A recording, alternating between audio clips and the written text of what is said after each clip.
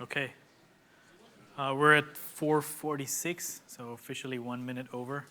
Um, so thanks everyone for coming along to my session. I'll probably get away from your viewing angle.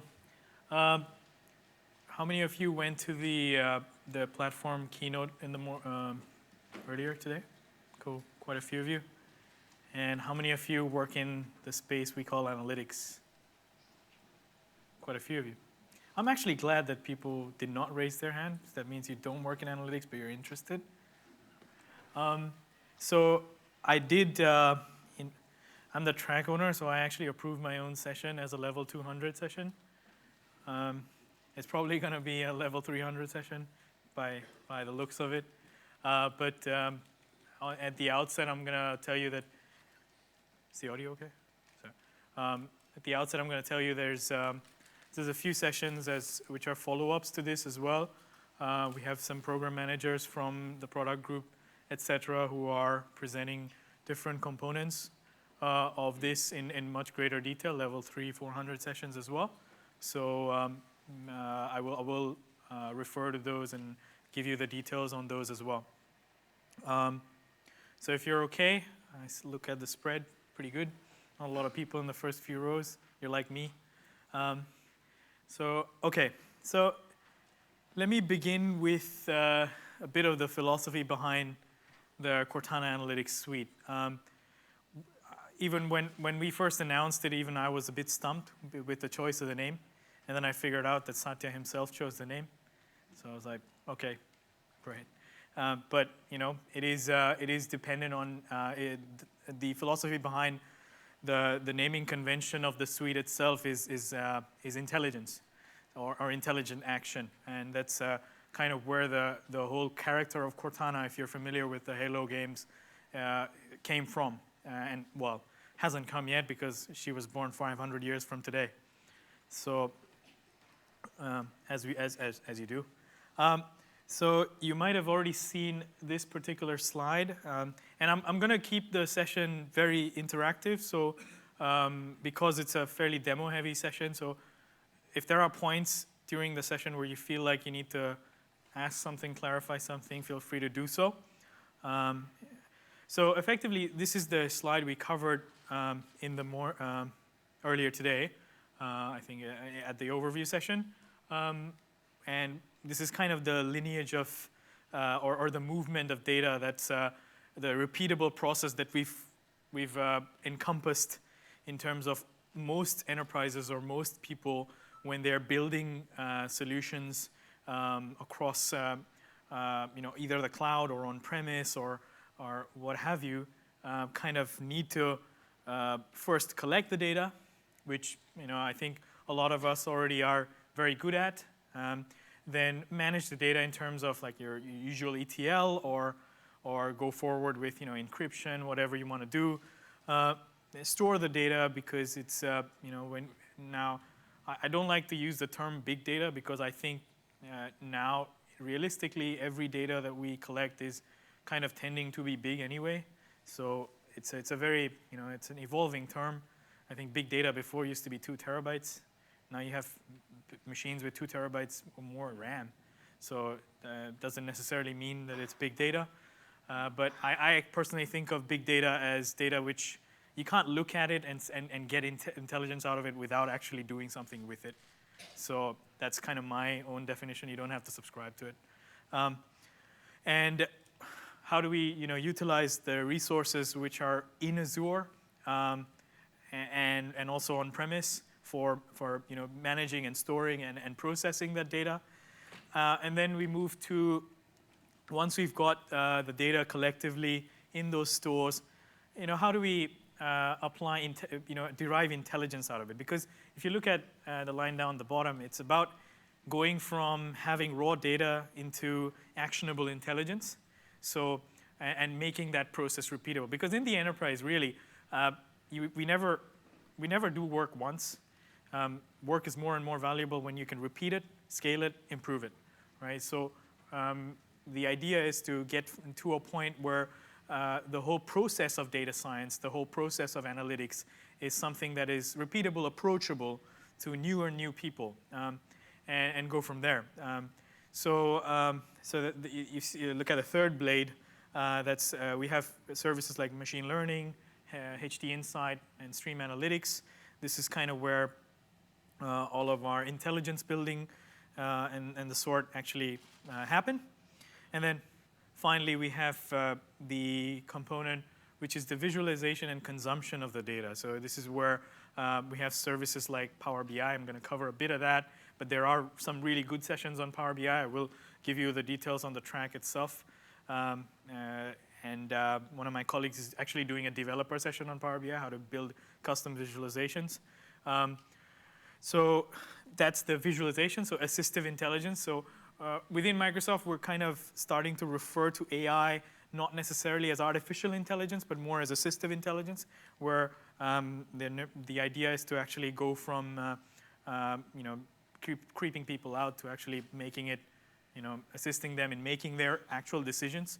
And then one of those methods of consuming and operationalizing the intelligence is, the namesake of the solution itself, Cortana. Cortana being already available for over 120 million people across the globe who've made the upgrade to Windows 10 across Windows Phone, and now also available in preview on iOS and in future on Android as well. So that's one of those scenarios where it's no longer just a personal assistant. Cortana can actually assist you in making decisions rather than just being a dumb instruction acceptor or something like that. Then, how many of you had heard of Project Oxford within Microsoft? Okay. Oh, actually, quite a few hands. Project Oxford was, just for the sake of the ones who haven't heard of it, Project Oxford it still is a research project. That's an ongoing research project within Microsoft Research, where we build things like APIs that can understand human emotion. So if you've seen the recent news around where you take a selfie and it can tell you whether it's are you happy or are you surprised or something like that. And also there's like tonal analysis of somebody's voice. So and then things like textual sentiment analysis or social sentiment analysis. So all of those components were in Project Oxford. So vision, computer vision, but we kind of branded it in the idea of perceptual intelligence, where the crux of it is the ability of a computer system to perceive what you want without you explicitly stating it. So that's kind of the motto of perceptual intelligence. So that's where like people may not be aware that this is what they want, but us being ahead of the curve and actually having the ability to say, hey, is this what you want? And it's very apt in targeted marketing or those kind of scenarios as well. And then finally, obviously, we have the ability to go into APIs, which can be published, managed, version controlled, and scaled at a cloud scale or at a planet scale, in fact, because a lot of our, I'll give you an example, the Bing Search API is being used by so many organizations today, and also the Bing Ads API, the Xbox APIs, and stuff like that. So those are kind of very large-scale, planet-scale examples of it, but even for yourself, deploying those APIs in a certain way where the solution is repeatable, the solution is chargeable, the solution is manageable. So those are the kind of keywords that you're probably looking at. And people can consume it, intelligent systems can consume it. So moving on, this is kind of where, these are the sort of the questions which the Cortana Analytics Suite aspires to answer and is attuned to answer. So, and components of it, and this is also a maturity curve. So today, when you have data, and lots of it or less of it, doesn't matter, you've got data today where you can do retrospective analysis of it. You can describe what has happened in the past or diagnose what has happened in the past. There's a manual process when you get from data to your usual ETL or data mining and stuff like that, and then you make a decision as a decision maker. You make a decision on that data. Well, hopefully you make a decision which is data driven, and then based on that decision you go towards an action. So the question you ask really is what happened. The next level up, when you try and decrease that manual process and go to a slightly more advanced, more intelligent question is like, why did it happen? You're actually asking diagnostically to yourself and to your data. The question is, why did this actually take place in my organization? All right? Why did that particular component fail in our machinery? Or why did this user click over here as opposed to over here? So it's like your typical clickstream data or something like that. Or why was our supply chain not meeting demand or something like that? That's a much bigger question. You should probably ask your people, but anyway. Then the next level up, when you're trying to decrease that manual process even further, is you're trying to get into the predictive mode. So now you're trying to ask questions around what will happen. This is where your machine learning, model building, big data analytics with Hadoop and stuff like that comes into play. So this is in no way replacing your decision-making capacity. I think that's a mistake that people make sometimes, saying, hey, artificial intelligence takes over the world. We're far from it. Trust me, that's not going to happen anytime soon. I'm not saying it won't happen at all. But what you're trying to effectively answer is, if I have an understanding of what has happened in the past for a long enough time, or if I have the understanding of what my customers are likely to do or have done before, then maybe I can train an algorithm to answer to me saying, what are they going to do next? So what will happen in that context? And then finally, with a scenario which is apt for, let's say, a lot of IoT solutions or a lot of machine-to-machine interaction kind of solutions. You need an alarm system. You need an asset tagging system. You need a inventory identification system where it's actually sometimes not very feasible to have a human decision point because you actually should not be looking at a human decision point because the time you'd probably be taking a billion of those decisions a second if it's let's say a fraud detection algorithm over a credit card processing platform, right? So there's billion transactions a second, so you can't have a human person actually doing anything. So that's where you need to go towards decision automation and very fast decision support. This is where the Cortana Analytics Suite and also the IoT Suite. By the way, there's a few sessions on IoT Suite as well, which is Ulrich Uli, who covered the session in earlier today, will be presenting. So please attend those if you're interested. But again, you see that's where the maturity curve is. So in terms of, but again, you need to be there's no two ways, as in like I'm totally going for automation and not worrying about diagnostic or anything like that.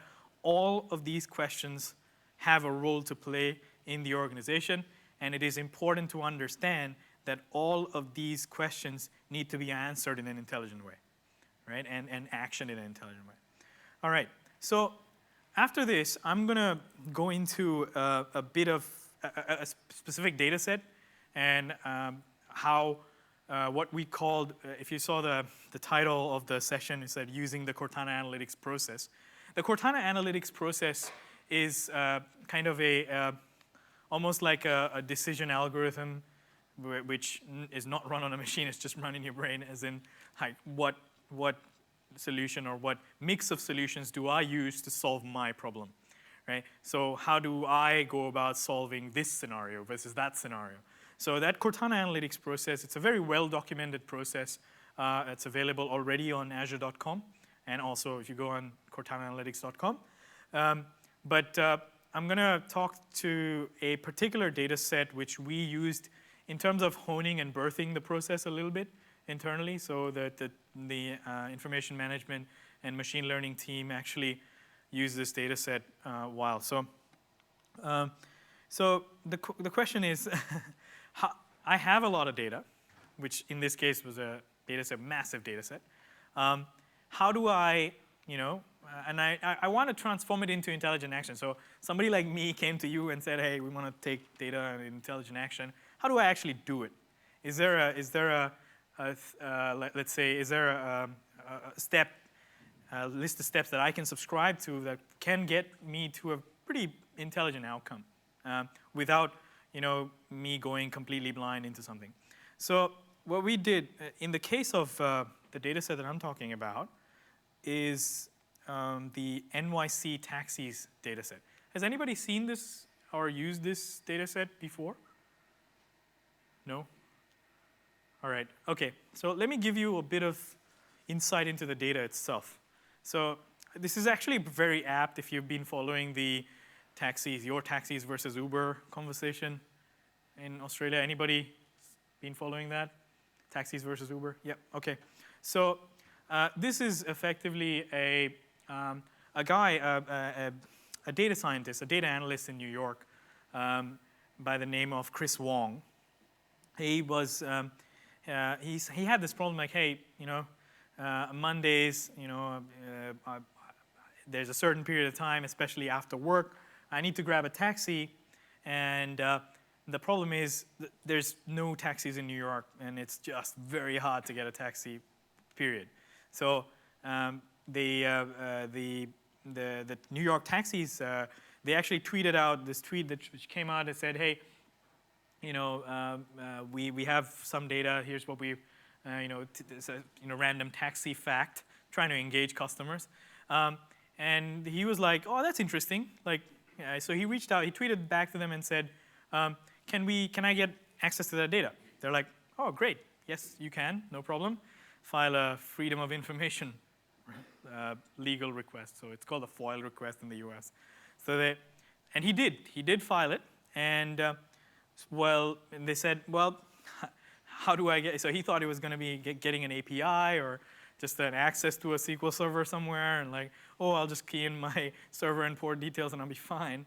No, they said, bring a hard drive. So, guess what he did? He went and bought a hard drive at, I don't know, whatever American electronic stores are called. So he bought a hard drive, he took it there, and then, and they said, oh, it needs to be a sealed hard drive, we got our information security stuff. Anyway, so he got the data. So the data looks like this. So it's effectively taxis taken and fares paid in New York City for 12 months, from January to December in 2013. And guess what? The first thing he did as soon as he got the data was make it available to everyone. So pretty much the data science community across the world went to town on the data, and there was a lot of cool stuff coming out. He's got a pretty cool blog as well, so I've got the link. Anyway, so it's effectively 20 gigs of compressed CSV files, 48 gigs uncompressed, 173 million rows. So 173 million trips of taxis that actually happened in that 12-month period. And each of the records, they include pickup, time, longitude, latitude, suburb, usual stuff. Hack license number, which is the driver's ID number, and the medallion number, which is like the permit to run a taxi, which is equivalent to the taxi plates over here in Australia. Over here, I think they go for $400,000 or $500,000 sometimes. I think in New York, it's a few $1 million just to get a permit to operate a taxi in New York. There's two sets of files. There was a trip data.csv. Sorry, and there's a trip fare.csv, which had the details of the trip and details of the fare, and a unique key. The unique key was it was obviously just a composite key with the medallion number, the hack license, and the pickup date and time all together, which would give you exactly which trip you're looking at. He actually published this visualization. This was built using D3. So have a look at that. Don't get hypnotized, but just.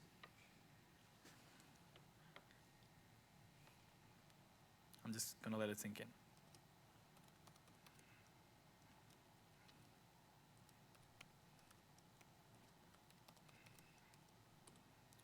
All right.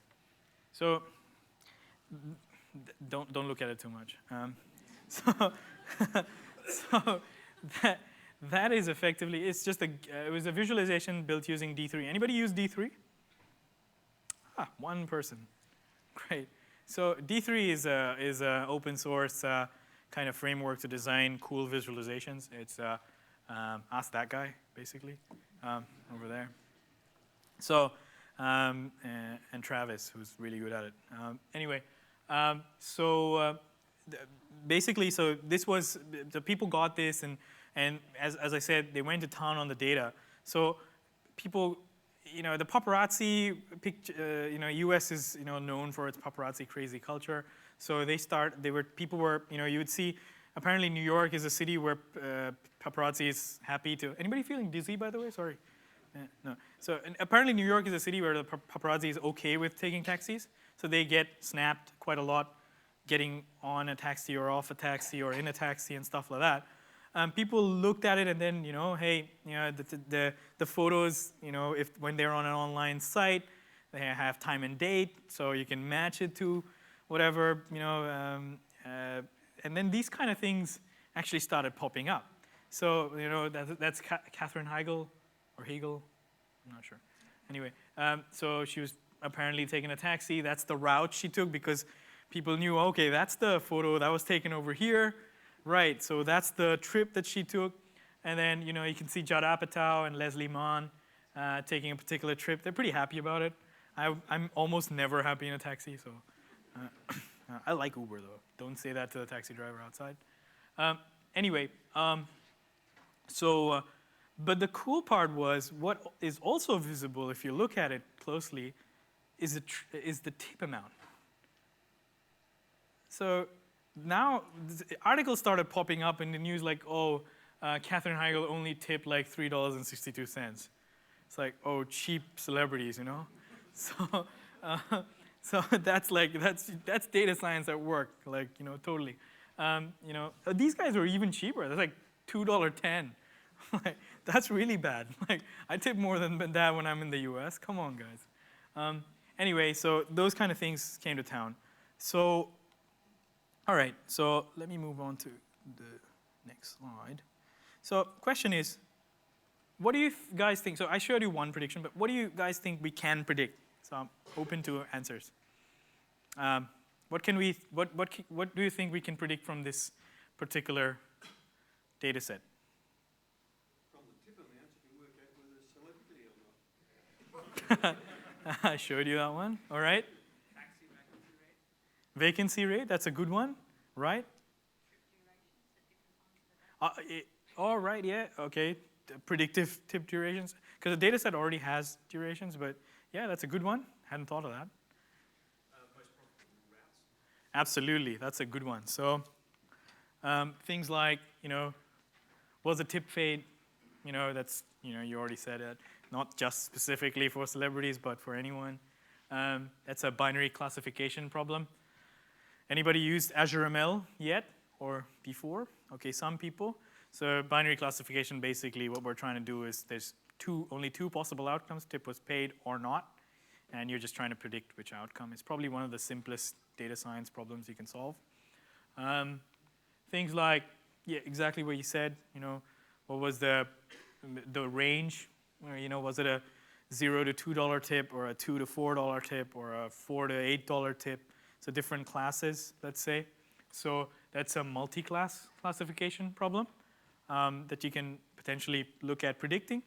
Then the next one, what would be the exact predicted tip amount? So let's say you and I, we decided to take a cab to the airport on Friday afternoon when the conference is over.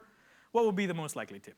All right, and that's a regression problem because you're trying to predict the exact numerical value of a particular outcome.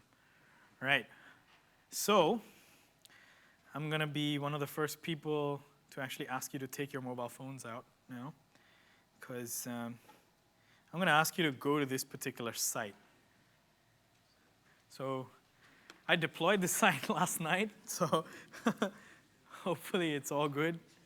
And so I'm going to leave the screen up for a little bit. So what you'll see when you go on the site is an app called NY Rides. It's a company which is not yet incorporated, so don't steal the name. Anyway, so if you go to that particular website on a browser, you should be directed to a site. Don't do anything yet. Everybody reached that site?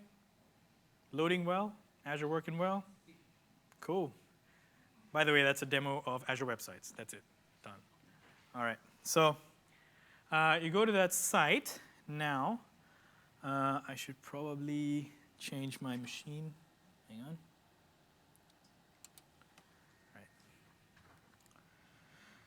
All right. So I'm going to ask you now so you should see two options on the site. There's a driver one, be a driver, and there's a be a passenger one, like I need a ride. So everybody from here on right, can you please be taxi drivers? And everybody from here on left, can you please, for the duration of our session today, be a passenger seeking a fare? And it's quite intuitive. Type in a particular nickname which you think would be crazy enough and not inappropriate, and unique enough. And then start requesting fares. So for the passengers, start requesting fares, and the drivers start bidding on the fares that you'll see. You might need to refresh the site a little bit. All right.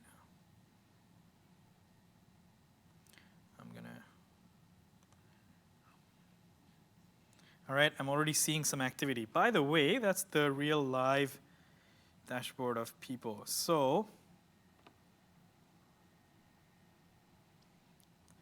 this is Stream Analytics, Power BI, Event Hubs, everything at work. So we're creating data right now. All right?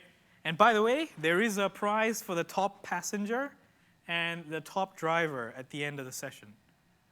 All right, so we will go to this particular dashboard, and I will sort it by the number of, so keep on creating the data. That's all I can say. Also listen to me during the whole, don't just, because I remember someone did this similar demo in a previous conference in Redmond, and somebody actually went up to 3,000 trips during the session. So that person clearly did not come here with the right intentions. All right, so average tip amount, okay.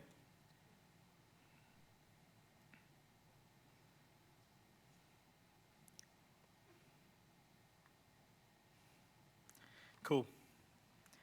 While you're doing that, I'm going to quickly show you the pieces that are being used. So when you are creating the data, and everybody's familiar with the app now, right?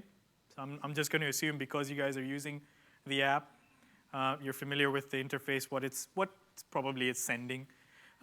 So the first thing that the data is being sent to is what we call event hubs. So that's the piece in the Cortana Analytics suite that I referred to before.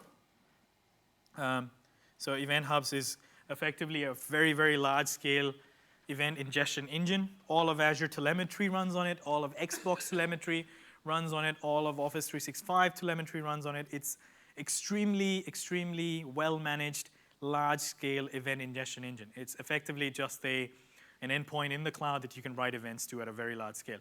Some event hubs can scale up to 20 million events a second. So, like depending on how wide the event data is and stuff like that.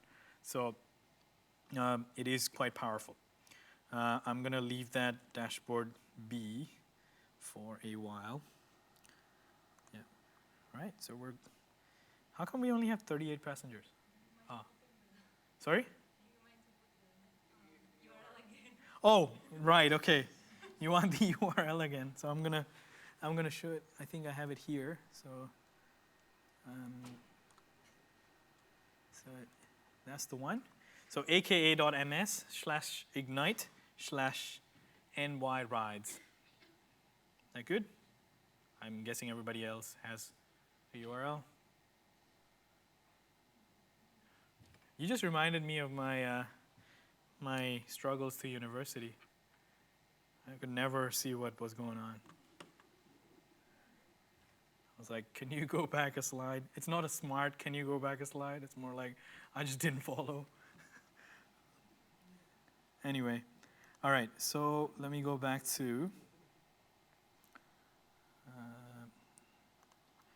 all right, let me go to,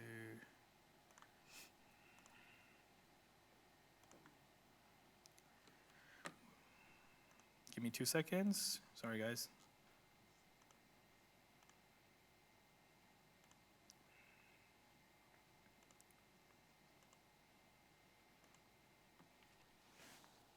I'm just going to open up Azure Machine Learning Studio, and I'm going to walk you through the experiment itself and how you might, picture what's actually happening.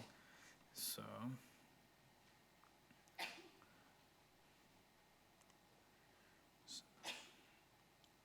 bless you.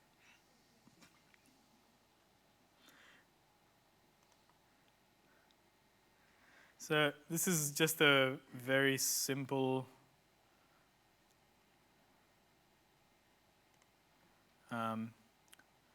I'm just going to walk you through the experiment itself. All right. So this is Azure Machine Learning Studio, what you're seeing on screen right now. Azure Machine Learning Studio is it's the IDE, which is a browser-based IDE to develop data science algorithms, operationalize them, manage them. It's very powerful in the sense that you can actually, search for different algorithms over here and pull them in as well.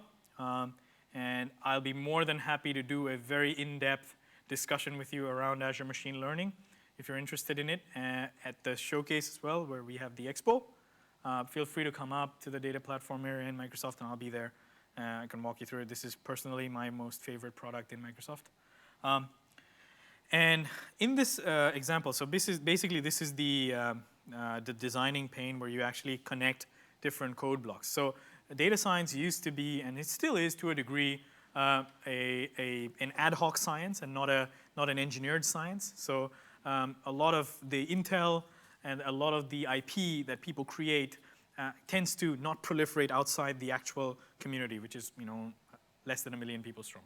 So so what we've done, our push is to make that transition from an analyst who's working in things like Excel and other BI tools to who's actually got a very good handle on the pulse of the business and what the problems are in the business that you can solve with potentially the data you already might have, to an advanced analytics scenario. So where you don't necessarily need to know the nooks and crannies and the bolts and the dials within an algorithm.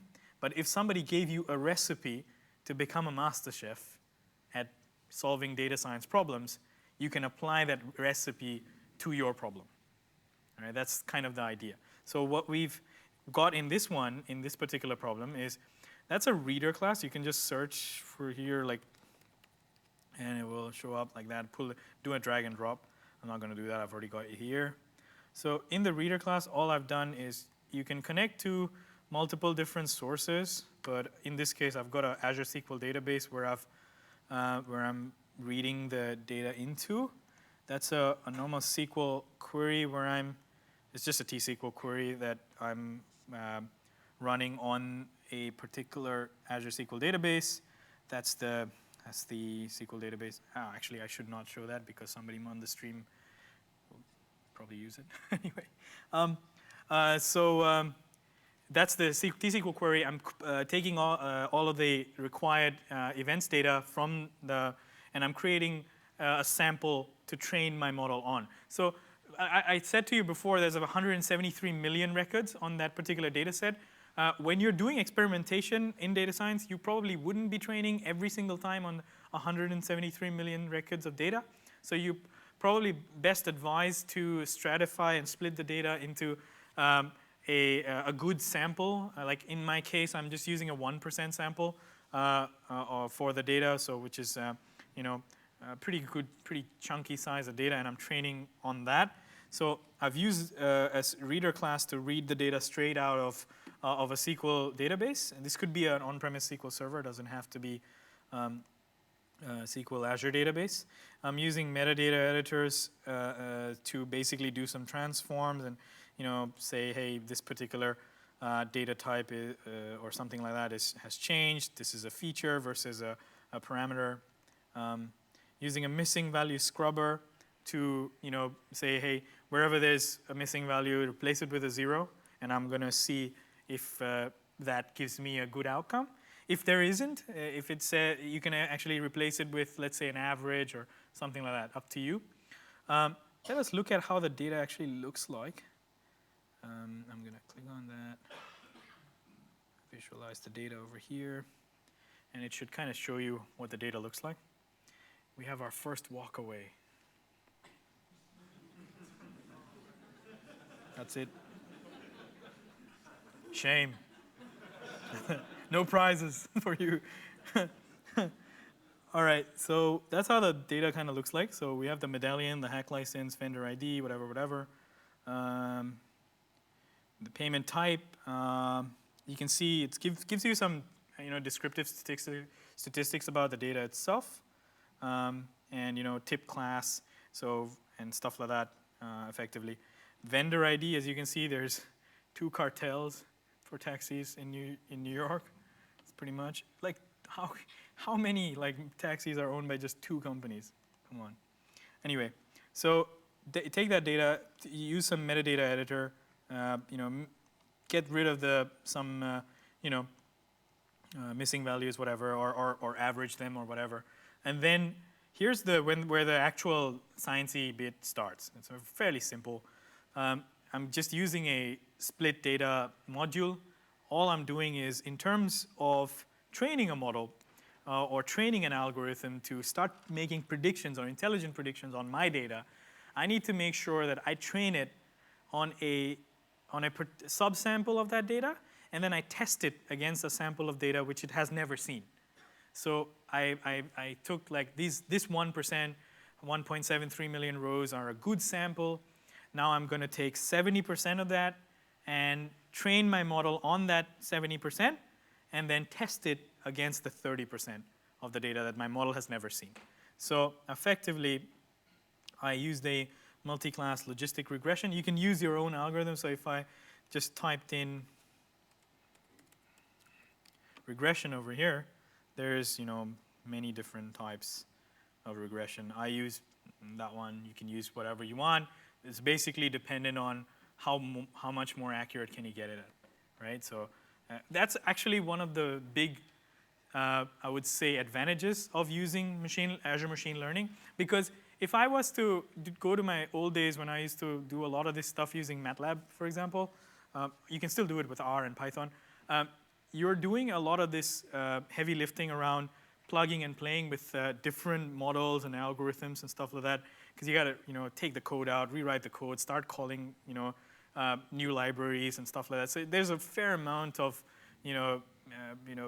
I would say sorting the weeds and actually going through re-engineering your stuff and wrangling it, which there is a very, very important place for it. That's called advanced data science. That's where you will end up with when you're doing a lot of research work and where you start building new models. But for most scenarios, to solve real business problems right now and have do it quickly, you don't need to worry about that. So this is where you can plug and play different models.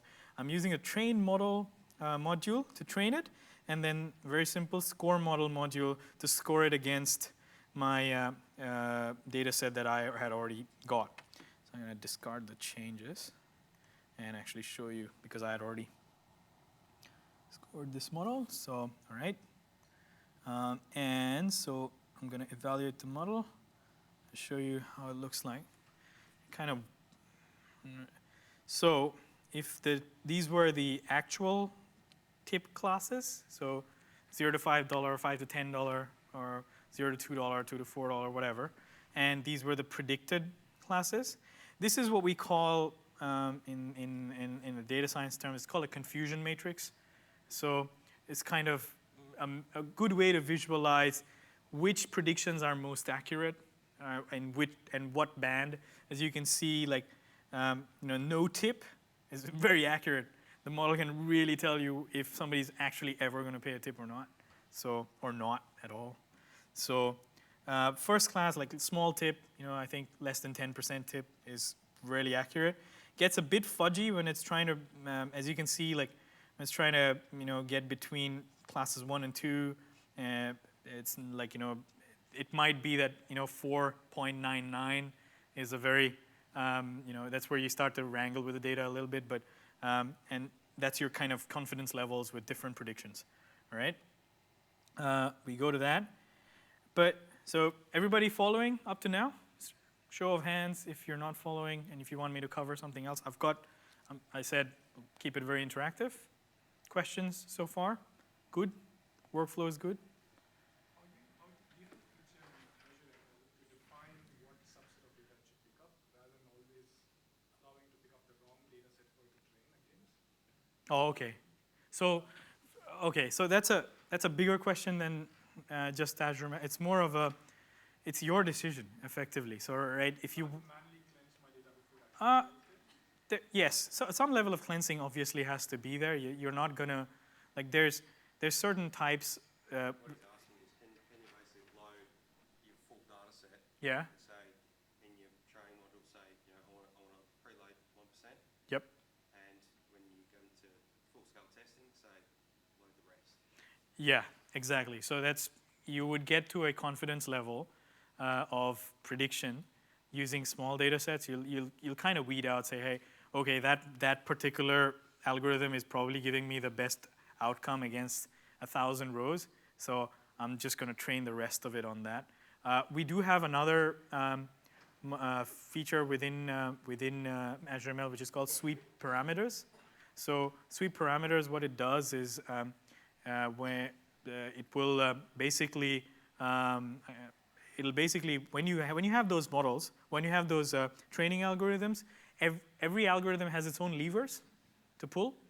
Sweep parameters you can say, I don't know what the settings are for this I'm not a data scientist. I don't know what the perfect settings are for this particular model or this particular algorithm. So sweep it from 1 to 100 and run it on small chunks of data and see what gives me the best possible accuracy. Or you can define, I don't want accuracy, I want recall. And then it will stratify the data set and it will go and say, okay, I'm just going to run multiple different sections. I'm going to run 10 different models with different settings and give you the best possible outcome. That's what you can do as well. You can also use a stratified split when you're doing the split, that 70-30 that I showed you, where you say, I absolutely do not want this model to see this particular data set. I just want it to train on this particular data set, stuff like that. So there's multiple ways. Sorry, those confidence levels that you're showing, the decrease in certain band, Yeah. is that because you didn't have enough data in that grouping? So if you had more data to train, the confidence levels? Yeah, so the golden rule is more data equals better accuracy. There is a point of diminishing return, but generally speaking, yes. In my case, it's probably I'll need to spend more time on actually, making it cleaner and actually making the prediction levels.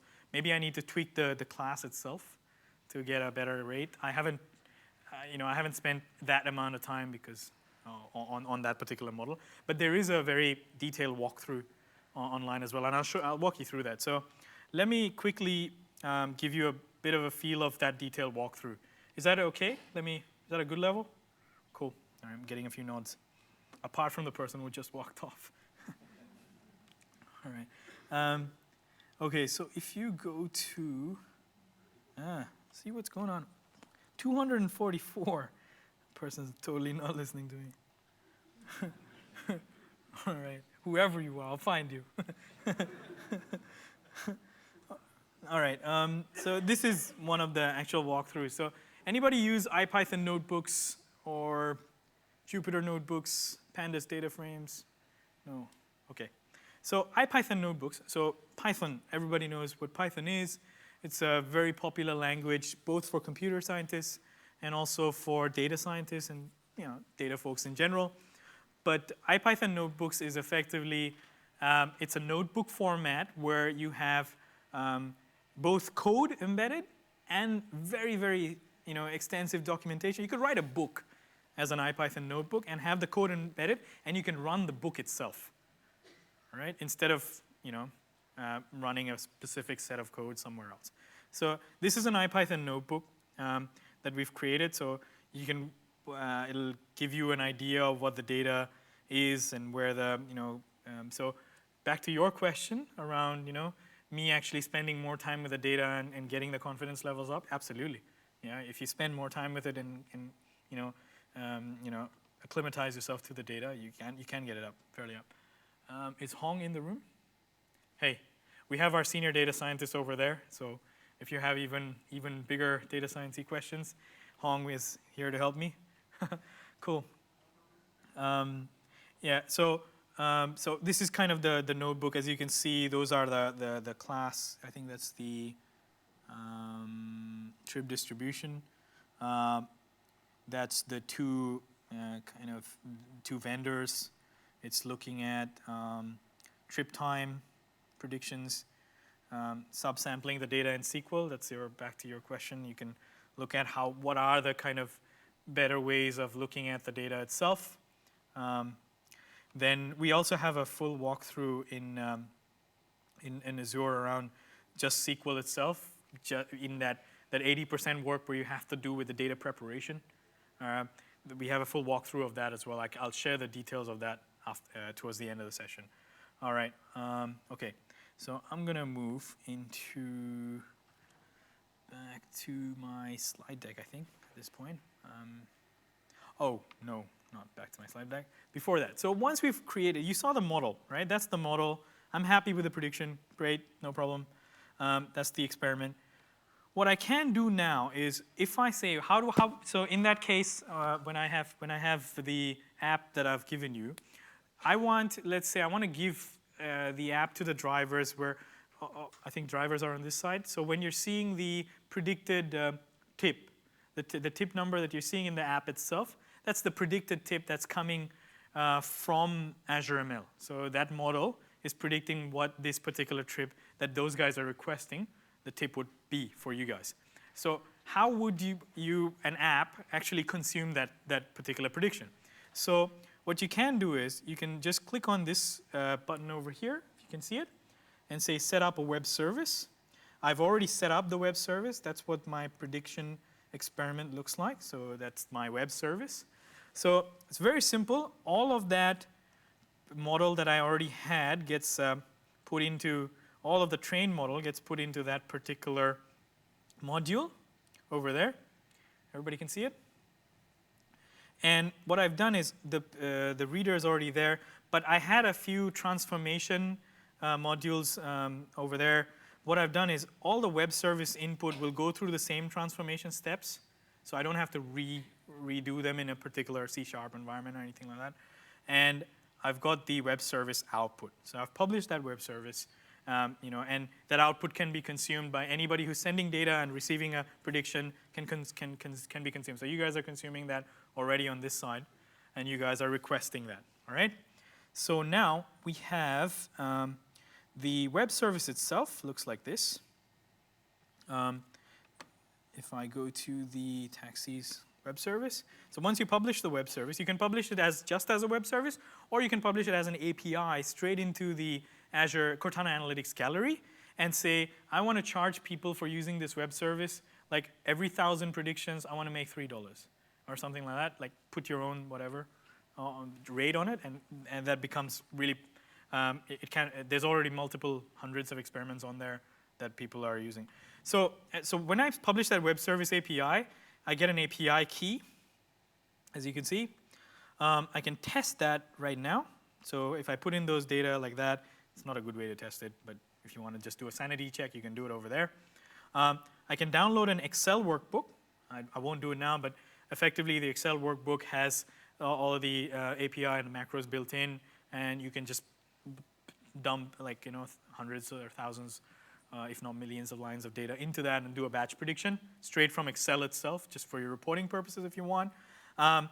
Or here, you can have a batch execution API from there. Or here's the cool bit. So if I go into request response, what it does is it didn't just create an API. It created a full API help page for me, right?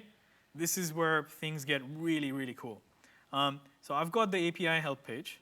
That's how you post to the API. That's the headers.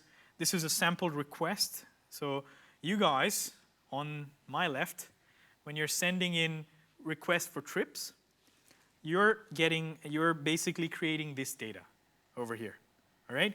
That data gets sent not just to the booking server, but that data gets also sent through Stream Analytics. It gets predicted using Azure ML.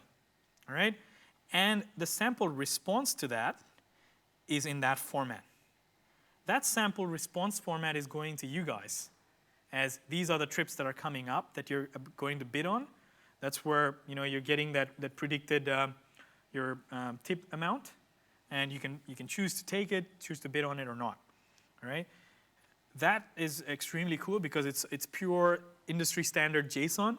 So what you can do as an app developer is take just do a Control-C, copy the sample response, paste special into Visual Studio, say paste as JSON.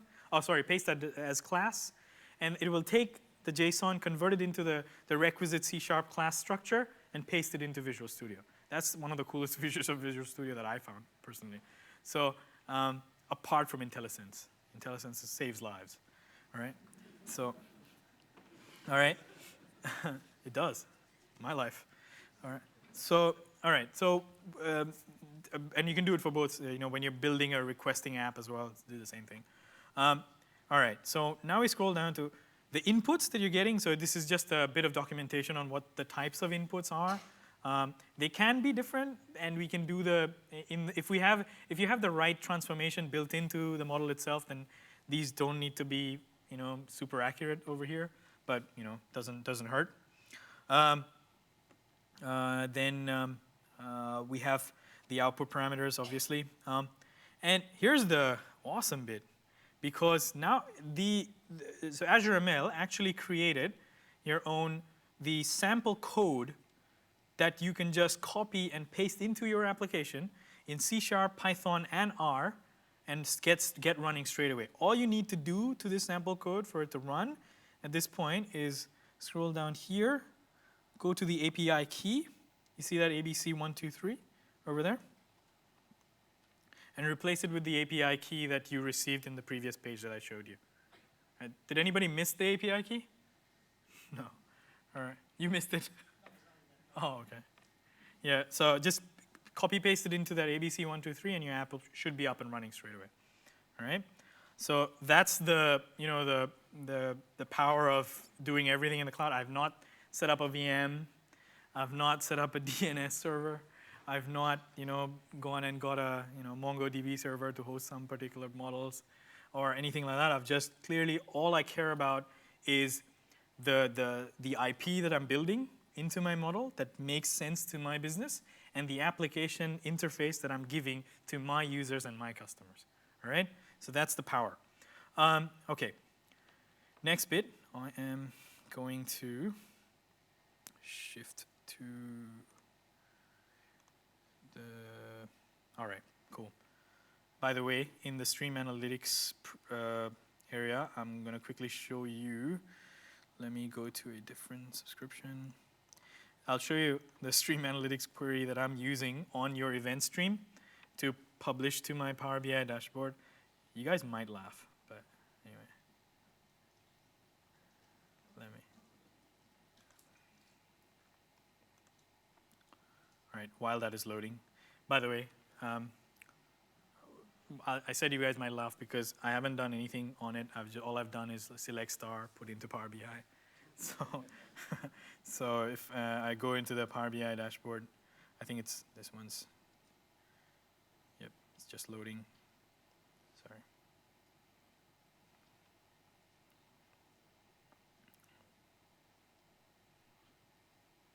Oh, let's look at how many people are.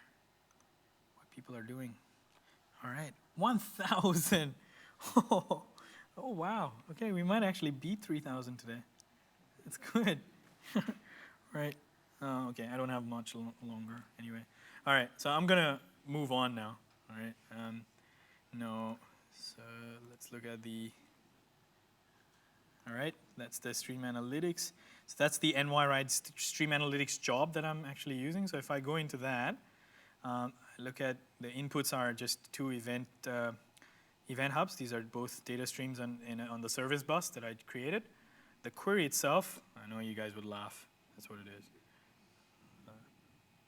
Yeah, don't hate me, but that's what it is. All right, and I'm doing, so you can do either way. You can either put, just Stream Analytics supports temporal hopping windows and stuff like that. So you can, have very, very complex queries in there. But for the case of the demo, I actually didn't really spend the time to actually understand what temporal window I would want. But you can do that. And the output in this case is just, I've just two Power BI instances. And over here, if I go back to my Power BI, if I clicked on any one of those, it'll actually take me to the report that I had already created. This is, don't judge me for the quality of the report, but all I'm doing is, if I was to go to edit report, those are just all the data that's getting collected, coming straight into Power BI. By the way, Power BI, the only BI tool that does fully real-time data. All right, applause, anybody? Oh, come on, guys. Yay, yay. Awesome, all right. Okay, next one. Let me go and talk to you about, let me go back. Real-time data on the desktop. Sorry? Real-time data on the desktop. On the desktop, you can connect to the source and then publish it into the service. That's where in the dashboard itself it'll start. In the desktop, you're building a report, so it's not doing it real time. It will. So the way it works is it will establish the connection, but then once you publish it, it will transfer the connection over. And if you have the right credentials to the credential server, will actually just it will work effectively. There's other things that we're introducing, things like which are in preview at the moment, like the enterprise gateway and stuff like that. And there's a personal gateway as well, where you can configure all of your connections, and then when you publish it. By the way, how many of you know that you can actually publish straight into Power BI now from Excel 2016? Aha, fun fact.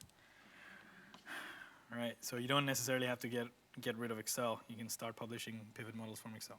All right, okay, so we're good with that. I'm gonna shift to the other one. All right, cool.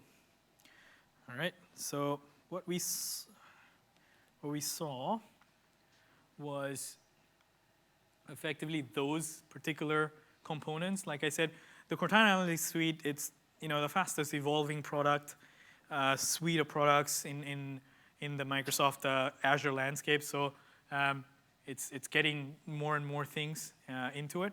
So this is where you saw the real-time stuff. You saw how you can connect it, and we're creating data. We're streaming real-time data, and then doing analytics on top of it.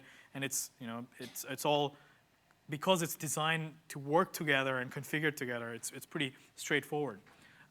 This is you can take photos of it if you want. This is kind of a high level as to what's actually happening with a little bit more detail around it. We have the second walk-off. All right, cool. Oh, yeah, the third walk-off. All right, okay.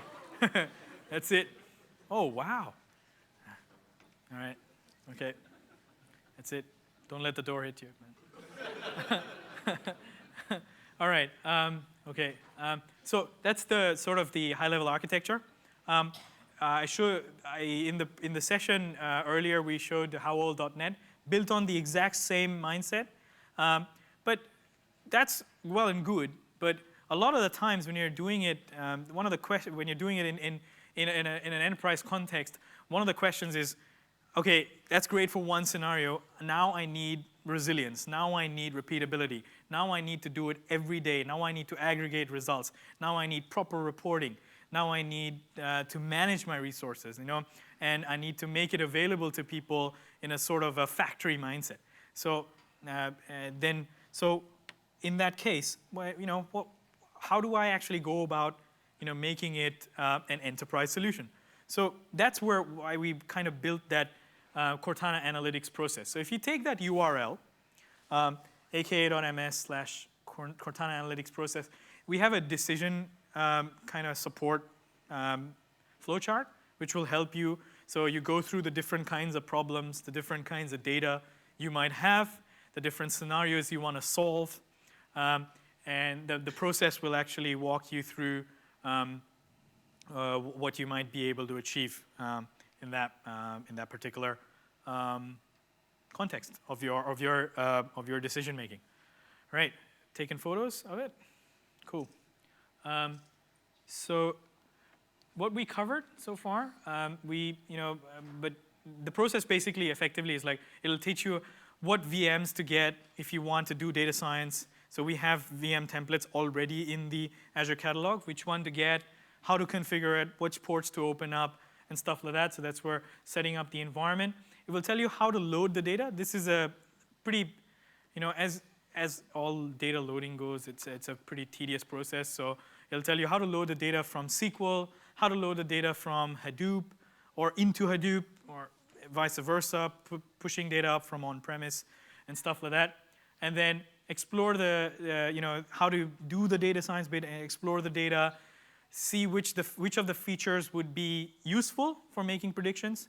So what we call feature engineering on the sample data. Build the models in Azure Machine Learning. It will actually walk you through all of that. And then we go into deploying the model, what I just showed you. You create the web service and deploy it, manage it. And if you use Azure API management, you can put very rich telemetry on the deployment as well. Who's using it? How much are they using it? And stuff like that. And then finally, consume the model. So those are kind of like the 5 stages that you'll be seeing in that particular example. The next bit, I've already walked through this. This was basically me walking through the IPython notebooks. I'm not going to deliberate much into it, but that's another URL. So aka.ms/cap, which Cortana Analytics Process /SQL walkthrough. So if you're interested in going into detail on how, and those data science VMs that I spoke to you about, if you deploy any one of those VMs, they will check out that, because this is on GitHub. They will check out these for you, and you can start working on them straight away. Now, very quickly, I don't have a lot of time, and I want to leave some time for questions as well. How are we going for time, mate? 10 minutes? Cool. All right. I want to walk through the operationalizing it. So when I said, how do we, make it, enterprise grade? How do we make it, real in terms of aggregating the data? Because I want to cache some data already because my app needs to run fast. I need to have operational reporting every day when my execs come in and stuff like that. So for that particular scenario, let me change to the other machine. All right, and we'll go to the Azure portal. So in this case, the way we would do it is Azure Data Factory. So Azure Data Factory is kind of your ETL / data movement factory tool in the cloud, which can also talk and interact with on-premise data sources and also compute units and stuff like that. Uses HD Insight as a compute unit right now, but there are plans of expanding that. Not at the moment though. So this is the NY-RIDE factory. This is what is actually pushing, can potentially give me the cached data or scored data for operational reporting. I'll show you the Power BI dashboard, not for this one, but I had one before. I'll show you kind of the things that it might actually. All right, so for that kind of temporal reporting, what happened every month, because one of the very common methods of when you have millions or billions of lines of data is to partition it and then and then score and work on those partitions simultaneously, like in Hadoop or something like that. So this is very good for, like, when you're trying to do large-scale batch compute. This Azure Data Factory kind of comes into its own. So let me quickly walk you through the factory pipeline. I'm going to show you the diagram. It's a fairly cool diagram. So this is the raw data that's coming in. By the way, Azure Data Factory at the moment, the way you create the factory is by writing pure industry standard JSON. All right, there's no cool language extra or anything like that. Well, maybe beyond my pay grade, but anyway.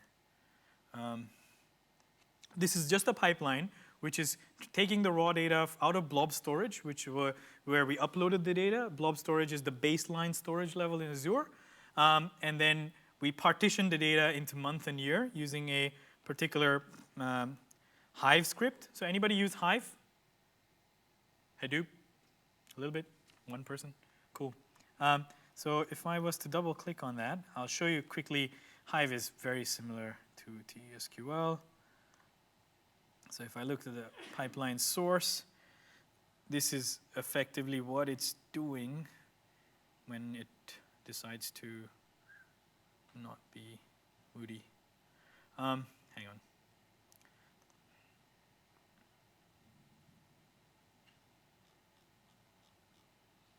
Might have to refresh that. All right, so let me talk through it anyway while it's refreshing. All it's doing is basically, I know the table that I'm getting the data into first up. Then I know the way I want to partition it.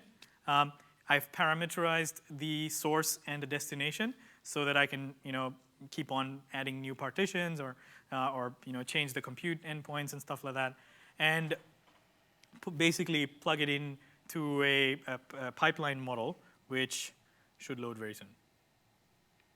All right. I'm going to blame the connectivity. Apologies. Yay, we have the friendly Azure loading symbol. All right, so I'm going to walk you through the pipeline very quickly. I have about 7 minutes, and then we'll open it up very quickly for questions.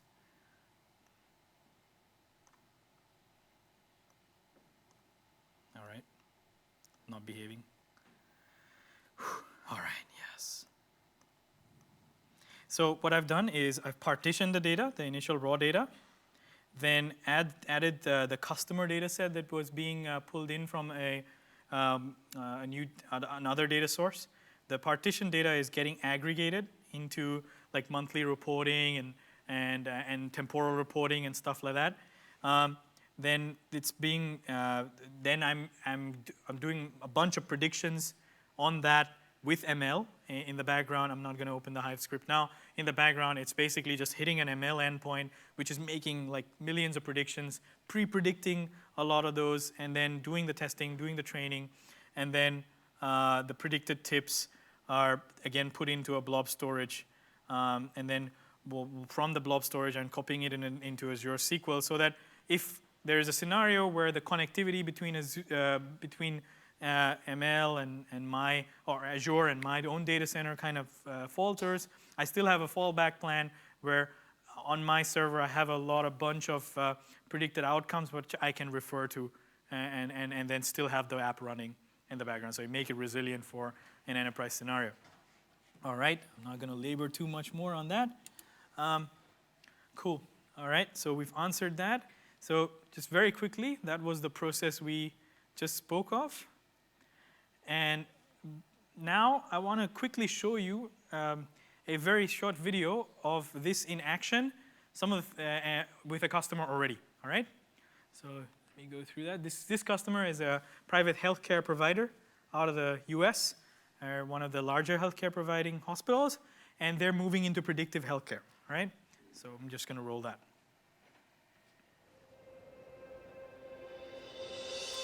The U.S. healthcare system is challenged by the task to deliver exceptional, personalized care at a lower cost. Despite spending nearly 1/5 of our gross domestic product on healthcare, we struggle to meet this goal. Financial pressures on care providers are increasing. This isn't sustainable. So how can we deliver high-quality, personalized care that patients deserve, given the cost pressures we face? At Dartmouth Hitchcock, we've created Imagine Care, a new cloud-based solution built on Cortana Analytics Suite and Microsoft Dynamics that enables providers to help patients achieve better health. With the help of Microsoft, Dartmouth Hitchcock is building a technology platform to serve healthcare organizations and patients across the country, setting a new standard for personalized care. Now, using machine intelligence, providers can develop a care plan that's unique to each patient. We can monitor patients from their homes, where data is collected from devices and sent to the cloud, to Imagine Care's 24/7 contact center, where registered nurses continually monitor a patient's health status and potentially serious trends. Cortana, summarize health status for Ben Andrews. Ben Andrews' weight has increased more than 2 pounds in the last 24 hours. Please review the home diuresis protocol prescribed by Dr. Phillips. Patients get reminders and encouragement and dynamic updates to their care plans, improving their health, helping them avoid unnecessary trips to the emergency room, and reducing the cost of care. With support from loved ones and real-time interventions, there is less likelihood of readmission. With Cortana Analytics Suite and Microsoft Dynamics, we're transforming the way healthcare is delivered today, improving patient outcomes, reducing costs, and offering an unprecedented level of personalized care. Cool. All right. Just a recap on the useful links before I look at the users who have potentially won a prize. Take a photo of that. Chris Wong, by the way, is the guy who has been working internally on our work with that NYC data set, so feel free to write to him. My own contact is just barnum.bora@microsoft.com if you want to come to me. I'll be available at the expo area. Now, let me actually look at what's happening with the competition. Did you take the photos of that, by the way? All right.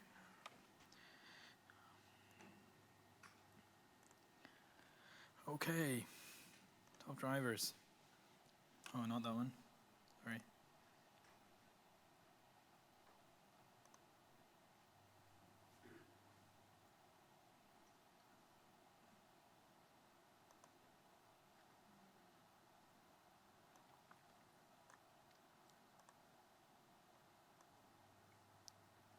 Who's that?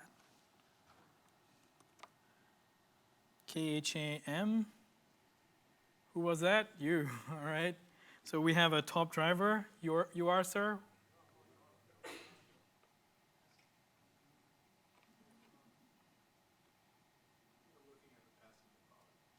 Sorry. Oh, that's okay. Let's look at the other one. Who's Darpy driver? Great. All right, and the passenger was? You were? Okay, 2 gentlemen. In respect to recent events in France, I thought it'll be apt to get 2 French football team logo hats for you guys. So I feel very deeply about the incidents and keeping the people who died and who were injured in our prayers. I thought I'll give these to you guys. There you go.